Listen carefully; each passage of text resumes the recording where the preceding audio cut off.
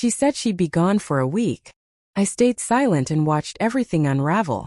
The first crack didn't come from a scream or a fight. It came from a text that wasn't meant for me. Her phone buzzed on the kitchen counter while she was in the shower. I wasn't snooping. I never did. But the screen lit up with a name I didn't recognize and 6 words that dropped straight into my chest. Can't wait till he's gone. I stood there, frozen, the kettle screaming behind me, my hand shaking so badly I nearly dropped the phone. For a second, I convinced myself it was harmless. A joke. A misunderstanding. Because when you love someone, your first instinct isn't truth. It's protection. She came out of the bathroom wrapped in a towel, smiling, talking about her trip like nothing in the world was wrong. A week, she said. Just me, some space, visiting my cousin. I need a reset. I nodded. I smiled back. And I stayed silent. The week she left, the house felt louder than it ever had. Every tick of the clock sounded like an accusation. I told myself I was being paranoid. That couples go through phases. That trust means not digging. But the signs kept stacking up quietly, like evidence I didn't want to see. She stopped calling at night.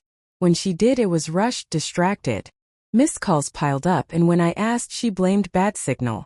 Her messages became shorter. Emojis disappeared. Love you turned into talk later. I questioned myself first. Am I insecure? Am I smothering her? I replayed our last year together.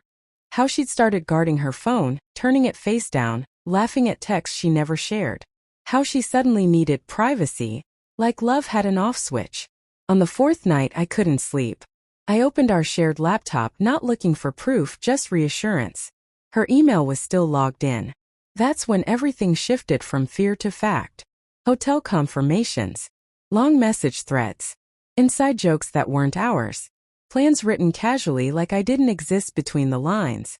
She hadn't gone to see her cousin. She'd gone to see him. I didn't cry right away.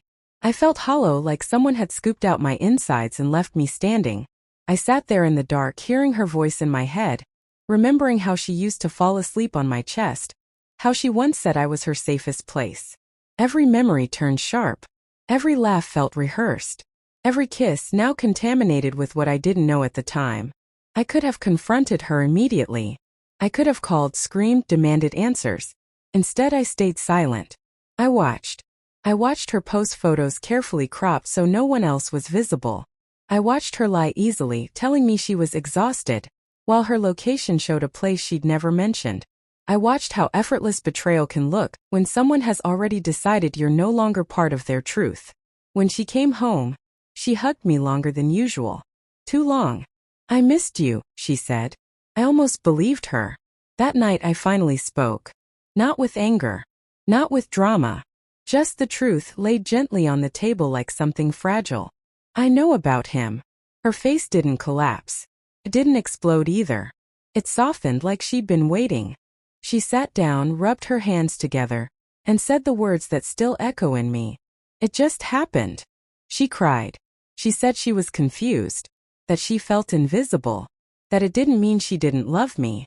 And that's when I realized something devastatingly clear. Love that requires lies is already gone. I told her I wasn't going to beg. I wasn't going to compete with someone who met her in stolen moments and lies. I told her trust doesn't shatter loudly. It erodes quietly, until one day there's nothing left to stand on. She asked if we could fix it. I said maybe. But not today. She moved out a week later. Now the house is quieter. But for the first time in a long time, the silence doesn't hurt. It heals. I still miss the version of her I believed in. But I respect myself enough not to chase someone who chose to leave while standing right beside me. She said she'd be gone for a week. What she didn't know was that when she left, something else returned. My clarity, my self-respect, and the strength to walk forward without her.